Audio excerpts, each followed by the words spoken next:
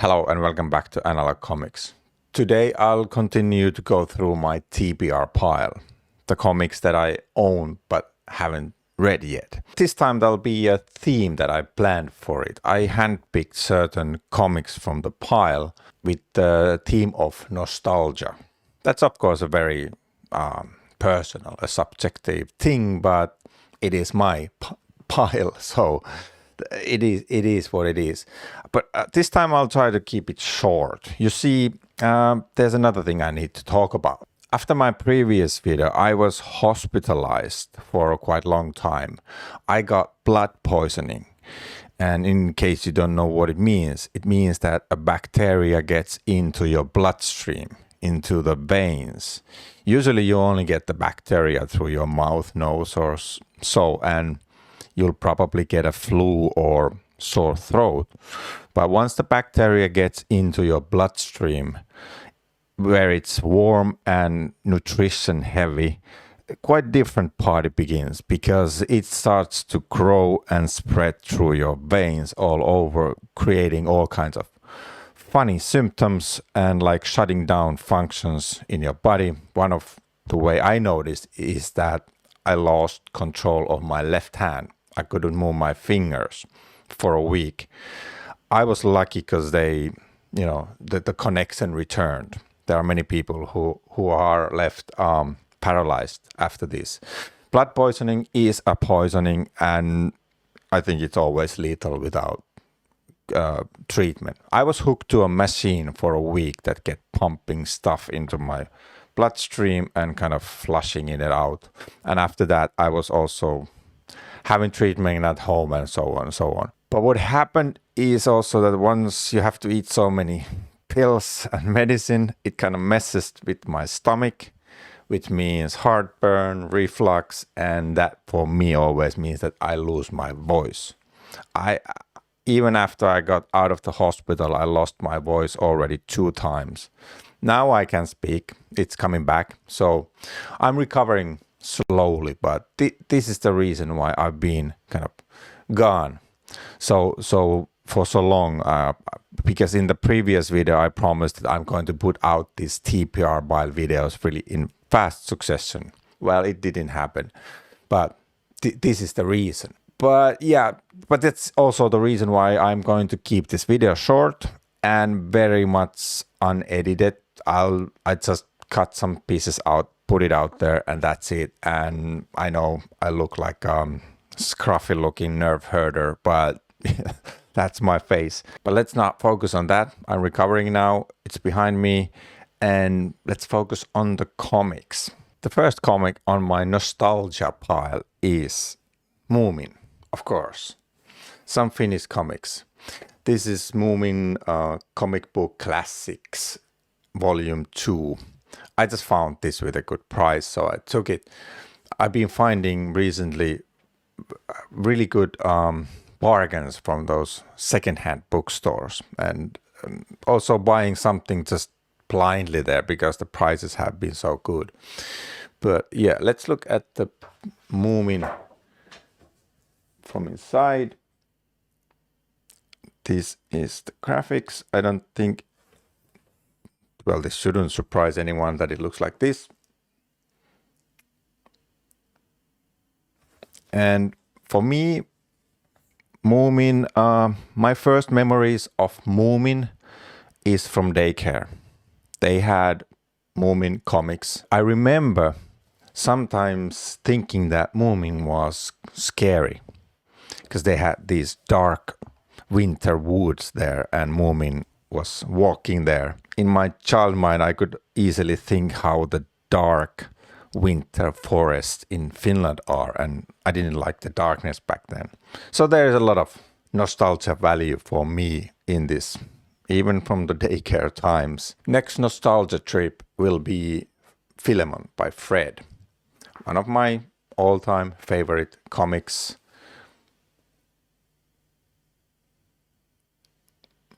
It's surreal, funny adventures. It's visually very inventive, and now they've started to they started to publish Filon albums that haven't been translated to Finnish. For many decades, there were only 3 albums translated to Finnish, and I knew there were more, even as a child. And now, many decades later, they've started to fill that gap, and finally I'm getting all those, I hope, all of those missing Filons. But now, the latest is in my to-be-read pile, and I'll be digging into this very soon. The next nostalgia trip will be some duck stories, but not the regular ones. This is Arne Ankka. Arne Duck, not the Donald Duck. In Finland, Donald Duck would be Aku Ankka. This name is a bit closer to that. I spoke about this character in my video about Farah Sikarer. How this is a Swedish comic book and a Swedish comic book hero that looks, according to Disney, too much like Donald Duck, and they've been trying to threaten him to change the design, and there's a story behind that also. The thing with Arne Ankka is that he is, I think he thinks that he is a writer, but he spends his time in pubs, just drinking and talking everyday politics with his anthropomorphic friends, like we see here.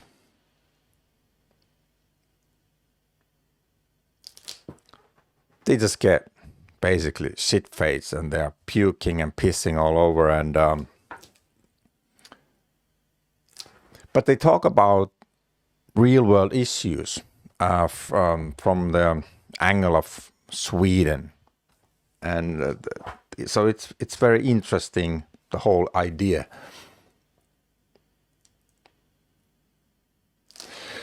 But the nostalgia part in this is not the actual comic itself, but something else. Like here, the cover.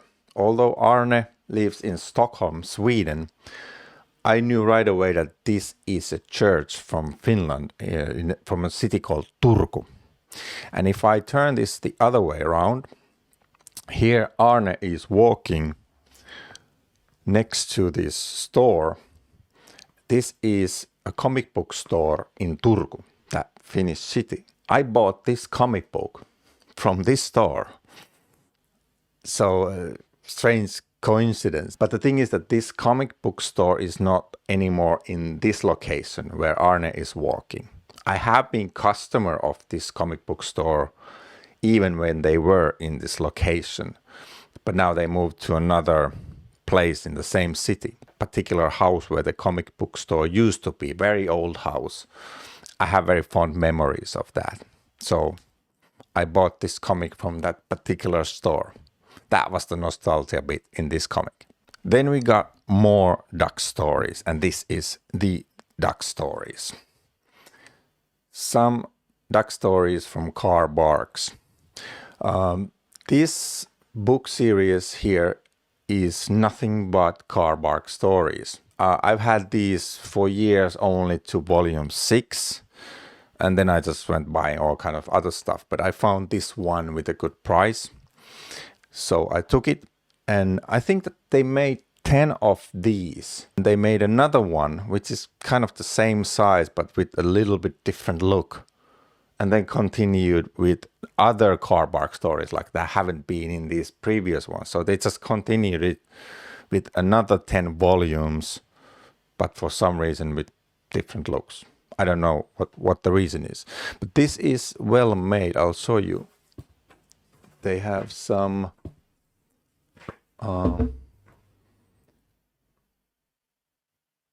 extras here, like history, always like that.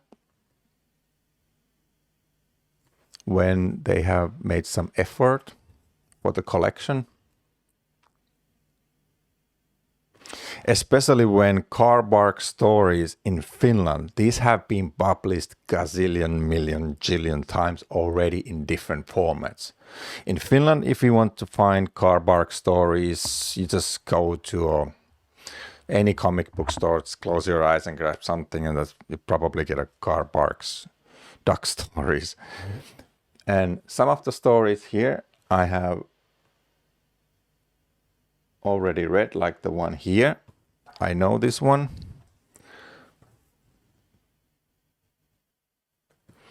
Some of them are new. I know that I haven't read every single Car Park story in the world, but I am planning to get this series slowly but surely.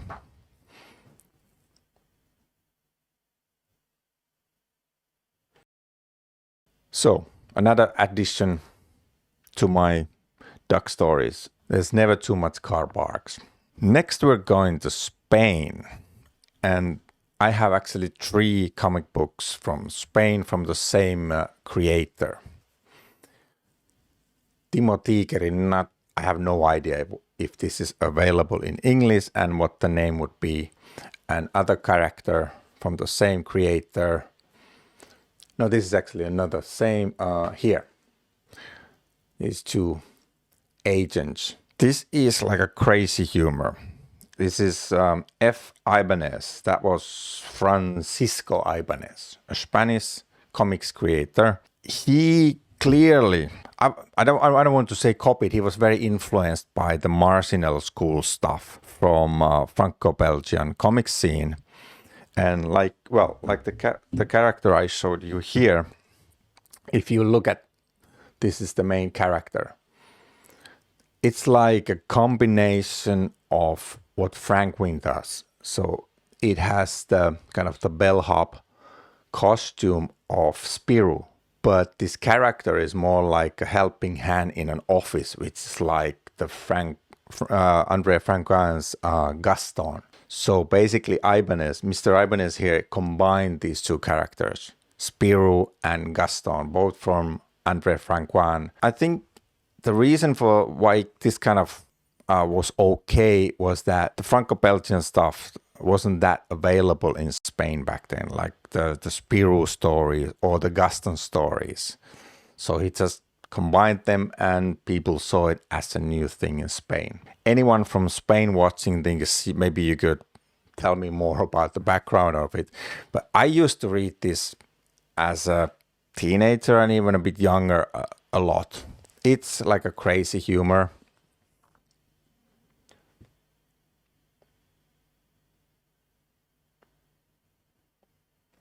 This is even more exaggerated than what Francoin did with Spirou and Gaston.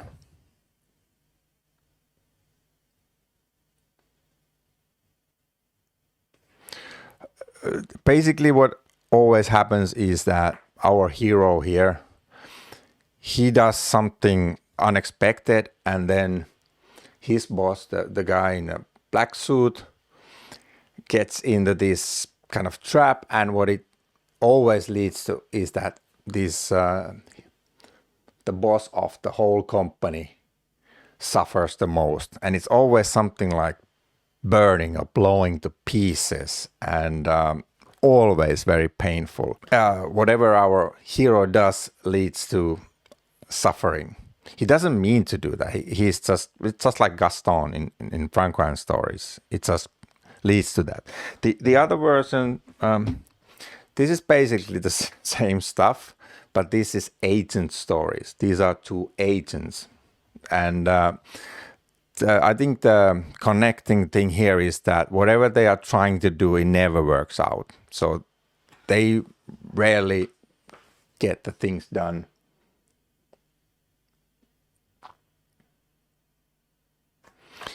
And I remember liking a lot how inventive these secret passage doors and everything was, like how to get to these secret lairs. I mean, they could go into anything. Like sometimes they even climb through like this traffic sign, and suddenly they were in their headquarters. So they are playing with those James Bond cliches, but at the same time, it's always either of these, one of these agents, but usually it's their boss who suffers, is burned or blown to pieces or something like that. And yeah, that is the reoccurring thing. And there are a lot of these albums. I mean, even in Finnish, there's a big pile of these. This is my nostalgia trip. I want to get some of these and just to read them and get back to my childhood. And the last bit on my quick video is Spirou. This was a missing piece from my Spirou New Adventures series that they are now publishing in a bit larger format hardcovers. For some reason, this particular volume 15, Hidden Chapel or something like that, this has been really hard to find. Maybe they just didn't print them so much. And this was a bit expensive even as a second hand when I found it, but I decided to get it. You know, there was that missing piece. And the thing is that this is by Fournier. He is the creator who continued Spirou after André Franquin. He is a really good as an artist, but his stories on his writing is not the strongest point. Let's say that.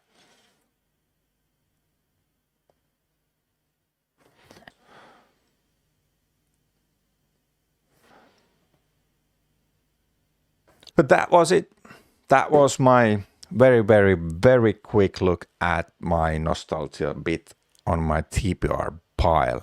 And as I said, if it will look bad and sound bad, that's because I'm not going to do much work on them. I just want to get this out to let you know that, yeah, I'm still here. It's just that the recovering has been a bit slow. So it'll take some time for me to get back to my full speed and strength and doing these videos. But I have already certain videos planned, so I'm trying to put down the ideas when I'm not filming. So I'll see you in the next one. Bye.